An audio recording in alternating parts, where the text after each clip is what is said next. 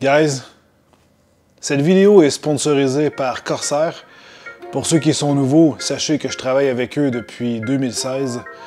Et aujourd'hui, ils m'ont envoyé, parmi tous les produits que j'ai pu recevoir, probablement l'une de leurs plus belles créations.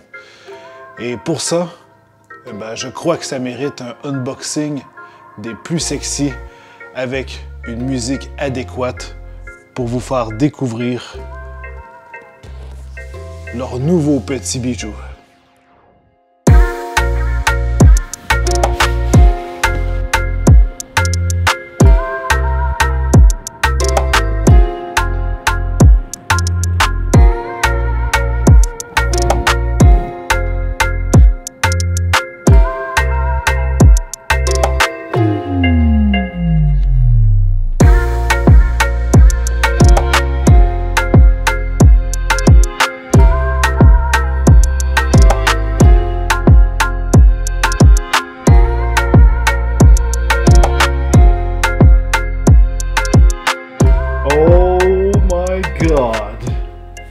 Regardez-moi la beauté de ce casque. Je crois que dans le gaming, toute entreprise confondue, c'est clairement le plus beau du game. Il est juste absolument sexy. Les lignes sont soignées, la qualité est incroyable quand on l'a en main. Là. Je veux dire, juste le poids, tout le métal qu'on peut sentir, c'est super robuste. La qualité du cuir, le confort des mousses sur la tête, c'est incroyable. J'ai quand même des grosses oreilles et je ne sens pas du tout un once d'oreille qui touche l'intérieur de la mousse. C'est insonorisé. On a ça sur les oreilles, on n'entend pratiquement plus rien. Les boutons, tout est vraiment super bien soigné sur ce casque. Même les LED, ils sont juste légers. On n'a pas des lumières partout. On n'a pas l'impression de revenir de l'espace. Donc, t'as ça sur les oreilles, là. Je veux dire, tu sais, je me vois pas aller dans la rue avec un Void Pro. Tu sais, je veux dire, c'est le casque typique gaming. Alors qu'avec ça, je veux dire, c'est tout ce qu'on a l'habitude de voir dans les casques audiophiles ou même professionnels. T'as ça sur la tête, et là je suis en mode wireless, parce que si je me mets en mode jack, la lumière s'éteint. Donc ça devient encore plus épuré. Honnêtement, c'est vraiment génial. Alors là, on va aller faire quelques tests sonores, et ensuite je vais vous donner mon avis, donc selon moi, les points forts et les points faibles. C'est parti! Avant de commencer les tests, voici quelques infos intéressantes. La version testée aujourd'hui est la plus luxueuse des trois de la famille. Celui-ci, c'est la version SE qui possède une plus belle et meilleure qualité de finition, mais aussi un meilleur microphone. Le tout avec un look d'aluminium brossé. Les deux autres, carbone et blanc, ne cèdent pas si facilement leur place de par leur beauté, et surtout le blanc, que je trouve vraiment sexy. Avec une batterie qui a une autonomie de 20 heures, des haut-parleurs néodymes de 50 mm, une impédance de 32 ohms, avec une gamme de fréquences de 20 Hz jusqu'à 40 000 Hz, qui est pratiquement le double de la concurrence, et pour terminer dans les chiffres compliqués, qui parleront très certainement quand même à quelques-uns d'entre vous, la portée du sans-fil peut s'étendre jusqu'à 18 mètres sans les murs ou toutes sortes de merde qui pourraient obstruer le signal. Déjà, avant de démarrer les tests, je peux déjà dire qu'avec le prix du casque, j'aurais aimé un bouchon qui camoufle le trou de la prise du microphone. Et étrangement, Corsair fournit le bouchon avec leur casque plus bas de gamme, comme sur le HS50 ou le HS70, mais pas celui-ci.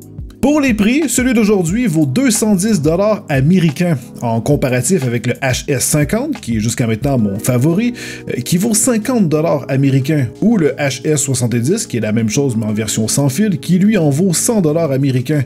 Si vous voulez connaître vos prix, regardez dans la description et rendez-vous dans votre région. Si vous êtes surpris du prix, ben ne le soyez pas trop, parce que c'est vraiment pas cher en prenant en compte la qualité de fabrication et les technologies embarquées. Si je le compare avec des casques audiophiles, qui seront jamais présentés aux gamers car on les retrouve généralement dans des salons de l'audio, c'est vraiment des casques spécialisés. Un véritable casque audiophile avec uniquement une connectivité analogue commence généralement dans les 350 aller jusqu'à 500 $ américains. Par contre, qualité audio, là, c'est vraiment une claque. Bon, allez, allons faire quelques tests. Ok! Alors c'est maintenant le temps de plonger dans des tests. On va commencer avec de la musique et ensuite un jeu vidéo pour tester la simulation du 7.1 et je vais aujourd'hui le brancher en wireless avec le dongle parce qu'en USB ça fonctionne, c'est la même qualité, il n'y a pas de perte ou quoi que ce soit, mais le câble il frotte sur l'épaule et j'aime pas vraiment ça, je trouve pas ça très confortable, alors je vais plutôt l'utiliser uniquement pour recharger le casque, donc on branche le dongle. Bon, alors voilà, c'est parti, on commence avec cette chanson ici. Je trouve qu'elle est bien parce que il y a des basses fréquences, il y a des hautes, il y a des vocales, des petits effets. C'est vraiment idéal pour tester une musique.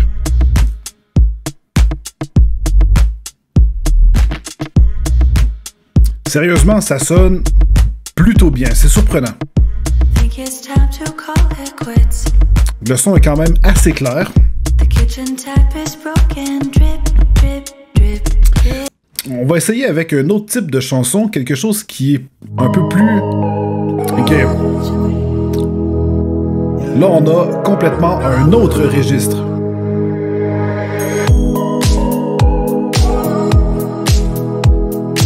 Ok.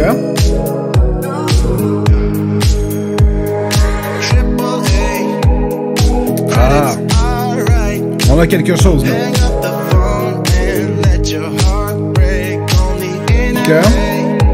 On essaie une autre chanson.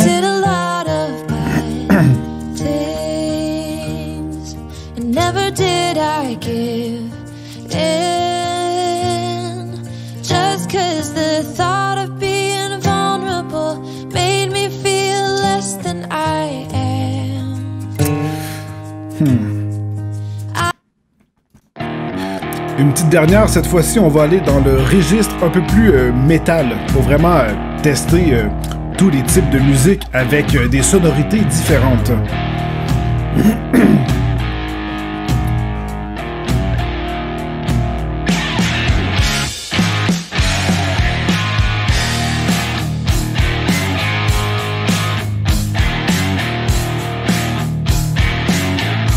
Non. Ah. Alors là, non. Ok, alors je viens de faire quelques tests audio avec mon HS50 et mon casque haut de gamme qui sont tous les deux branchés en auxiliaire dans ma carte son externe. J'ai aussi essayé avec lui et malheureusement en auxiliaire je n'obtiens pas une qualité satisfaisante à mon goût personnel. Il est vraiment mieux conçu pour fonctionner avec le dongle wireless ou son câble USB. En fait, tandis que une paire d'écouteurs comme ça, qui est conçue pour fonctionner en auxiliaire, on arrive à obtenir toute la puissance, alors que celui-ci, on dirait qu'il manque de puissance. Il a vraiment été conçu pour fonctionner avec son amplificateur intégré. Et la face que j'ai fait tout à l'heure, c'est que sur le métal, je les trouve un peu criards, en fait. Les sons sont un peu plus stridents, ça manque un peu d'équilibre et ça manque aussi un peu de basse. Et même après avoir joué avec l'Equalizer qui est disponible sur l'interface IQ de vos appareils Corsair. Alors, mon favori reste tout de moins le HS50, mais pour avoir regardé énormément de reviews et avoir eu la chance de tester énormément de casques, je peux vous dire qu'il est quand même de la partie. En fait, il donne une solide compétition aux casques du même niveau. Ça serait drôle de dire que c'est difficile de se fier à moi, parce que je reste un audiophile. Je veux dire, j'ai un casque à 500 $ juste à côté de moi, et évidemment, j'ai un comparatif direct d'une qualité complètement insane. Et Mon oreille est devenue peut-être un tout petit peu trop picky avec le temps par rapport à un utilisateur normal qui a l'habitude des casques gamers risque de se régaler avec celui-ci. Néanmoins, pour ma parole, j'aurais tendance à vous dire que le HS50 ou le HS70 va vous offrir un son un peu plus équilibré. Par contre, niveau durabilité, eh bien, eux autres gagnent sur toute la ligne, mais aussi pour leur look d'enfer. Ça, on ne peut pas lui enlever, elles sont incroyables. Ok, alors vous m'entendez présentement avec le micro du casque, et pour avoir été regarder plein de reviews sur internet avec des gens qui font un comparatif avec tout plein de modèles différents, eh bien je peux vous dire que le micro du Corsair est un magnifique upgrade par rapport à leurs anciens micros qui sonnaient quand même plutôt moyen, et cette fois-ci, eh bien à mon goût à moi, la qualité est bien supérieure à la concurrence. Vous pouvez aller voir par vous-même, je crois que vous allez avoir votre réponse. Et là, on va faire un second test parce que le micro se concentre sur notre voix. Donc là, je fais jouer de la musique présentement en arrière-plan. Et vous pouvez voir que malgré le fait que je parle, eh bien, les bruits ambiants ne viennent pas interagir, en fait, interférer avec ma voix. Donc, si par exemple, je suis en pleine compétition ou que je suis en train de gamer, eh bien, tout le monde peut très bien se concentrer sur ce que je suis en train de dire. Juste avant de passer un test de jeu vidéo, un fun fact à propos de ces écouteurs, ils sont équipés d'un gyroscope qui leur permettent de savoir s'ils sont stables ou sur une tête. Et ce que ça fait, c'est que si je pose les écouteurs sur un trépied, sur ma table ou peu importe, eh bien, ils ont conscience qu'ils ne sont plus sur une tête et vont alors se mettre en veille toutes seules pour économiser un maximum de batterie. Ça, c'est vraiment très cool. Eh ben, nous voici présentement en jeu pour pouvoir tester le stéréo et le 7.1, et quoi de mieux qu'un jeu compétitif comme PUBG pour le tester. Donc, c'est parti. Et ne vous fiez pas à mes talents, c'est vraiment juste pour tester la qualité audio. Ça fait tellement longtemps que je n'ai pas joué à ce jeu, c'est incroyable. Et quand j'ai arrêté de jouer à PUBG, la map d'hiver venait d'arriver. Ça vous donne une petite idée. Oh, il y a du peuple, mon ami. Ok. Donc là, on a du comparatif en stéréo.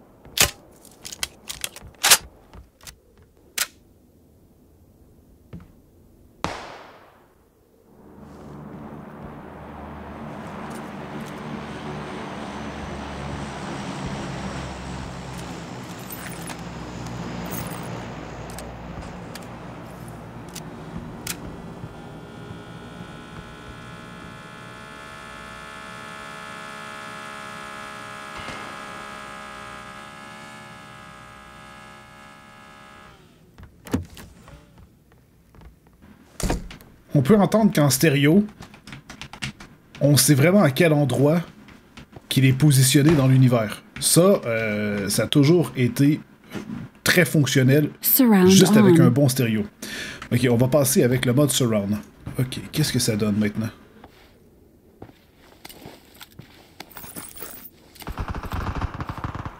Holy shit! Ok. C'est très intéressant, honnêtement. Juste la moto, écoutez ça.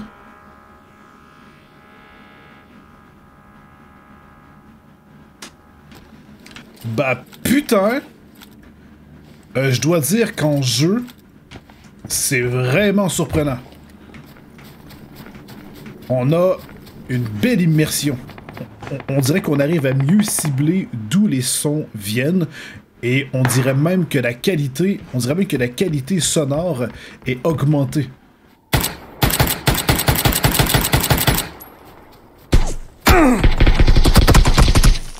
Ah, vous l'entendez bien, là, hein?